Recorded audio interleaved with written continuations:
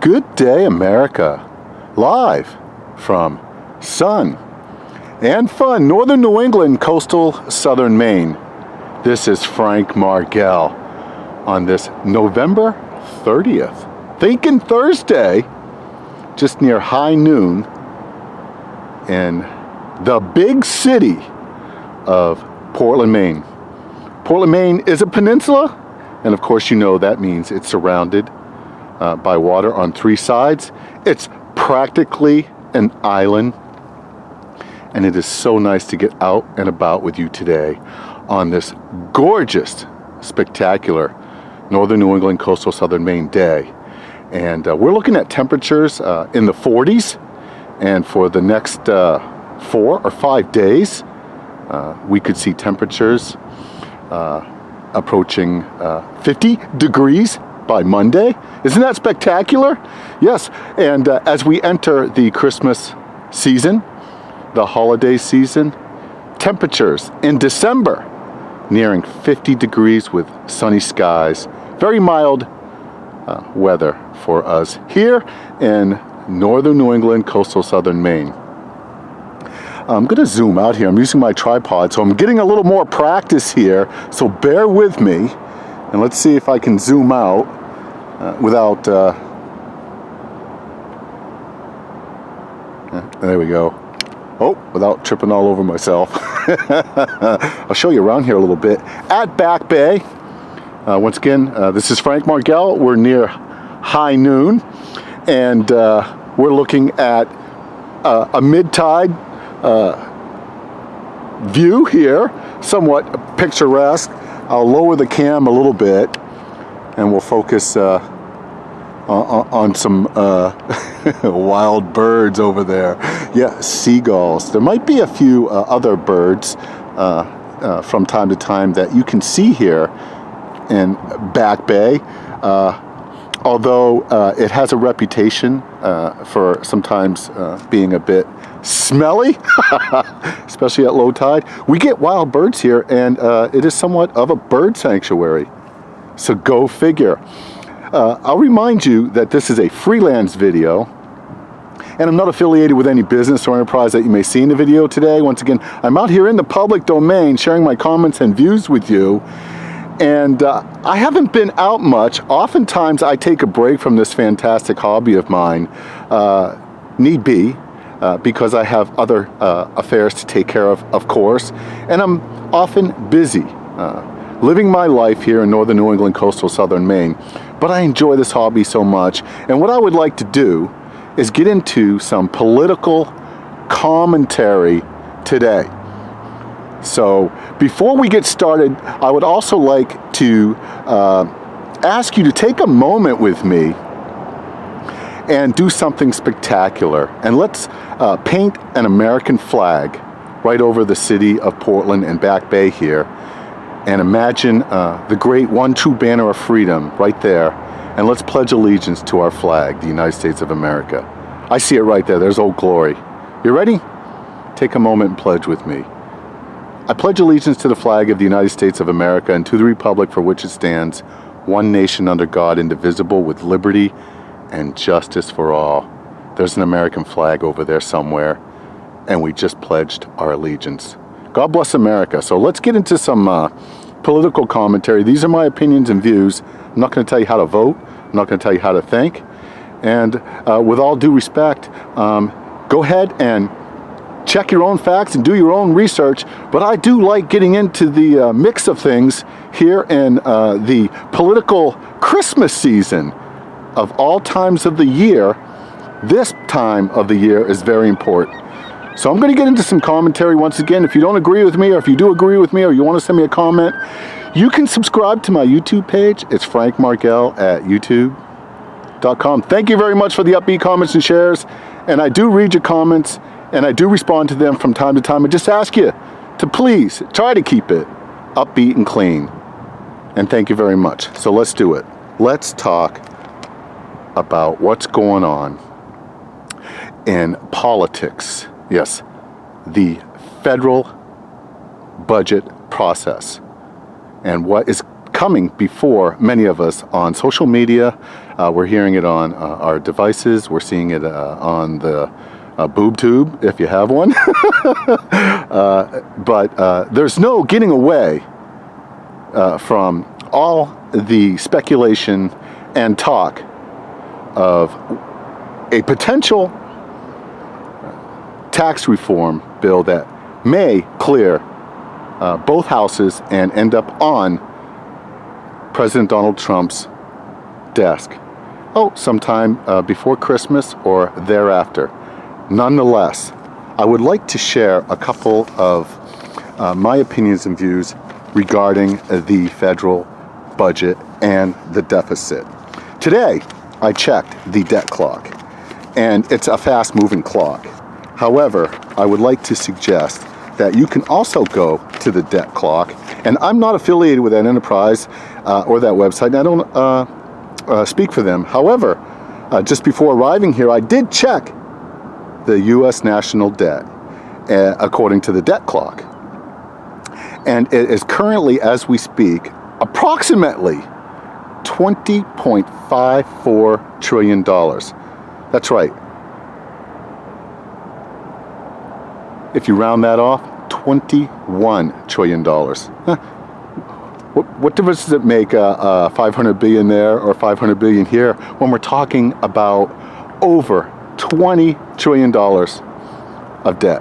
Well, that seems to be an important issue.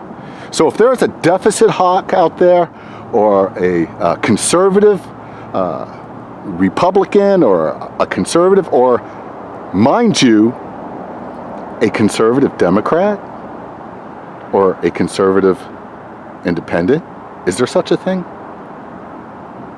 Is it only the Republicans or some in the Republican Party that are deficit hawks? Does that make any sense to you? That the entire leadership on one side of the aisle has no concern or no regard or no ability to present common ground with the other side of the aisle and discuss and agree upon how to manage the federal budget? Doesn't it seem odd to you? Every Democrat, every blue dog Democrat, if there ever was one, every independent, every blue dog independent, if there ever was one, can't separate themselves from party alliance and brave. That's right. Become a brave leader and agree with some of these conservatives that are deficit hawks? How much courage does it take to come out and say, you know what? The real issue here regarding financing the United States government with a debt nearing $21 trillion is we need to clean house. We need to do something about this debt. There's all this talk about tax reform and budget deficits. Now, let's talk about the budget deficit this year. It is nearing $700 billion as we speak, and quickly it is moving towards $1 trillion for this year. So that brings us to another crisis. There is talk and speculation once again of a looming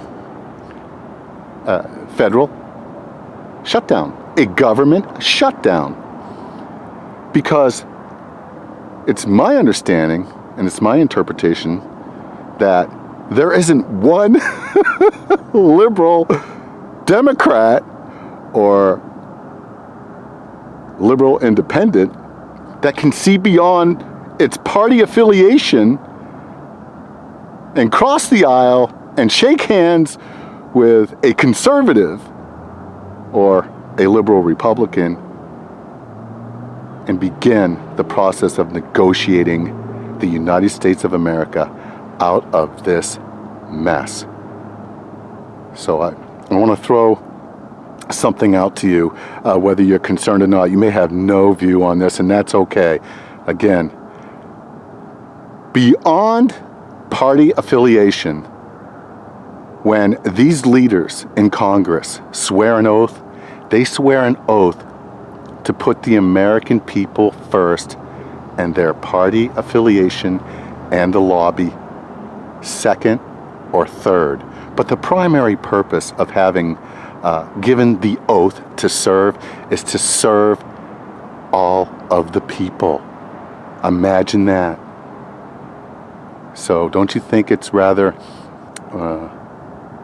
benign? Or is it just sheer neglect?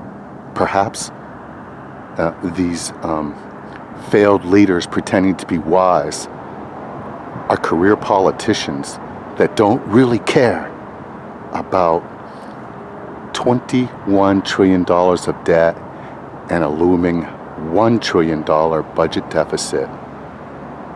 Go figure. Let's keep this simple. Let's play politics. Let's shake hands and let's negotiate on behalf of a responsible, guided leadership program. That's right.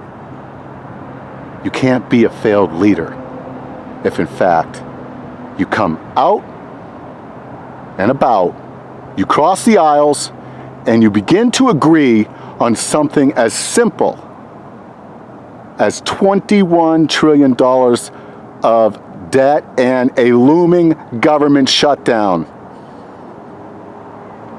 Who are the leaders? Who did you vote for? Who will you vote for? Don't give me that Democrat, Independent, Republican smear campaign. Don't give that to me. Put the party aside. It's time to wake up and grow up and begin to discuss what's looming in our future here in the United States of America. So this party divide is terrible, especially at Christmas time, don't you think? I'm so disappointed. I don't see leadership. I see the blame game. And although I'm a supporter of Donald Trump, let me just recently give you a quote by our esteemed president. And this is regarding a failure of the leadership of the Democrats to meet with the leadership of the Republican Party regarding a looming government shutdown. So bear with me. Here we go. President Trump said, quote, "If that happens, I would absolutely blame the Democrats," unquote. And this is regarding a government shutdown. Where is the leadership in America? It can't just be one party. It can't just be the other party. And that's my humble opinion. Leadership is simple, and we can keep it very simple. Get this budget deficit under control, get the spending under control, and if you have to, start looking at minimum wage jobs for just not the civilians, but how about government? How about cutting back on their spending? Perhaps some of the folks in the government could serve more and get paid less and do the honorable thing. Yeah, work for minimum wage. Give it a shot. What do you think? Why are government employees and officials paid so well while the rest of America witnesses a looming government shutdown and nearing $21 trillion of debt? Keep it simple. This is Frank Margell from Northern New England, coastal Southern Maine, high noon, getting all political. Once again, I want to thank you for sending me some comments and opinions. These are just mine. I might be right, I might be wrong. I might be out here in the real world watching the deficit gulls There might be a few hawks out there, but right now it's just seagulls. So don't be a seagull. And once again, you can send me a comment at frankmargell@youtube.com. Thank you for all the upbeat comments and shares. I also want to thank all those who genuinely serve the United States of America. God bless you. And if you don't hear from me between now and Christmas, Merry Christmas, America. And you take care. This is Frank out.